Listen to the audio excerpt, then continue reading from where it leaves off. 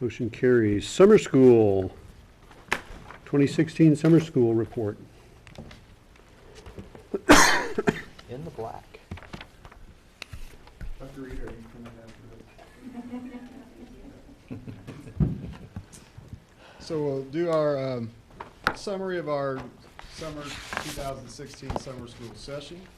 I guess technically we are still in summer, so I feel like this should still be allowed. We're at the end, so this feels like the right time to do this. You have a financial summary on page 79 in your packet. The information that's on there we'll also go over here a little bit on the screen, and we'll go back a couple years for some comparison purposes. So a little enrollment history for the past 3 years, which the past 3 years have been our 3 biggest years. You can see the enrollment at the elementary, middle school, and high school levels for 2014, 15, 16, along with the total enrollment for each of the 3 years. So you can see that we did see a small decline this year, but numbers still fairly consistent with where we've been. And as I said, these are the 3 biggest summer schools that we've had. So going back to even 2013, we were below all 3 of these. So we've stayed fairly consistent with a small dip. What we're kind of seeing is that we're still getting very large numbers of elementary kids. That program is still really strong. We're getting very large numbers at the high school level. Where our numbers have always been down and continue to stay down is at the middle school level, particularly with those kids in 6th, 7th, and 8th grades. In thinking about the future of our summer school, I did go out and tour a couple other summer school programs in the area this summer to kind of look at what they're doing. And I got the same kind of story there, is that in most summer schools, the elementaries are strong.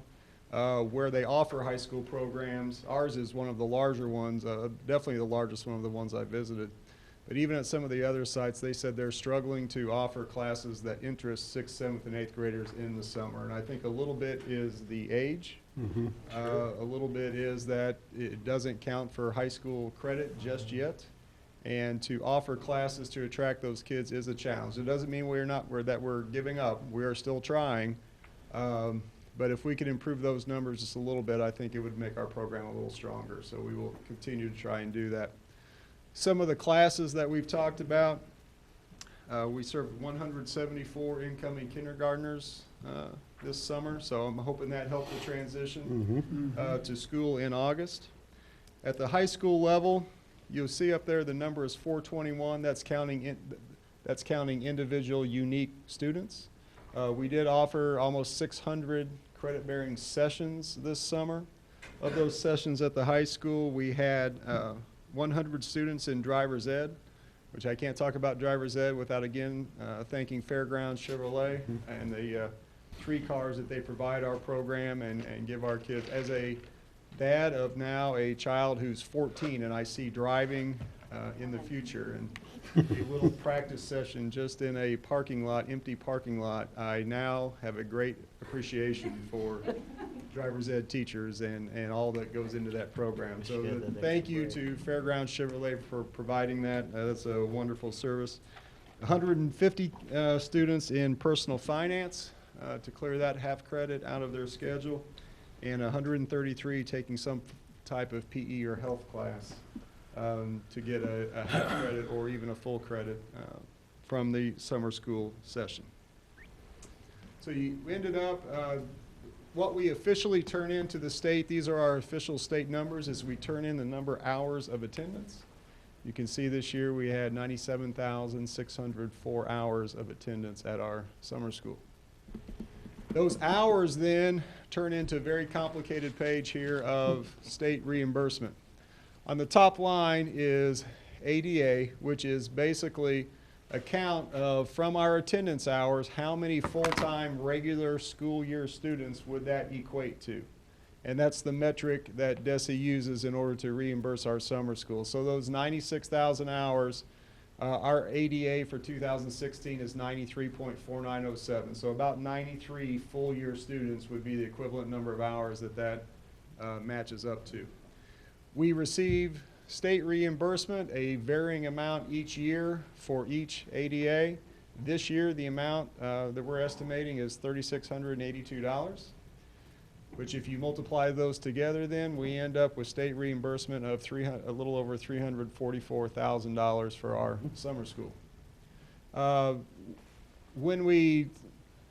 had to add this extra line in. When I wanted to get down to the summer school net, we always count our food service revenue in there as a total revenue number. So food service revenue, $31,600, which compared then to our total expenses this year. And the expenses are all detailed on page 79 in your packet. Total expenses this year was $372,608, which means we, on just the reimbursement side, ended up with a positive $3,240.51. And again, as we talked about, summer school for us is not intended to be a revenue generator, but it's certainly not intended to tug at the budget and deplete the resources we have for the K-12 year either. So we would like to be around break even or a little above, as long as we are offering a quality program, which I think we are offering a high quality program. On the expenses line, you will see a little bit of variation there, and the variables for summer school are, there aren't many. Obviously the main variable is people, and staff is by far our largest expense. And so the variance that you would see from year to year is primarily just the number of teachers and aides that we hire to run the program. One additional form of funding is that the summer school ADA is factored into our state formula. It does drive additional Prop C funding that we receive. That's not direct reimbursement for our summer school program, but it drives part of the formula. So these summer school numbers also drive an additional almost $88,000 that we receive through the regular formula. And that's it for summer school. Looking ahead to next year, I mentioned plans for future summer school. I have been talking and toying with some changes and maybe lengthening things and offering a little more. I won't be recommending that for this coming summer. With the transitions that we have going on in the buildings and the amount of movement and moving furniture and swapping rooms and getting everything, I don't know that this coming summer is one that we will look to expand the time that we're in the buildings. I will be coming back in February. The plan right now is that we will still be able to offer a summer school identical to what we're used to, what you guys have seen for the last few years. There was some concern whether we could offer something that big with all of the district transition going on, but that's the goal, that's the plan, and we'll figure out a way to get everything done and make it all work together. So, very good. Any questions about this year? The attendance number, that includes like the remedial classes, or That's every class? every single hour. The, yes, that's every class that's offered in our summer school program. Very good. Thanks, Craig.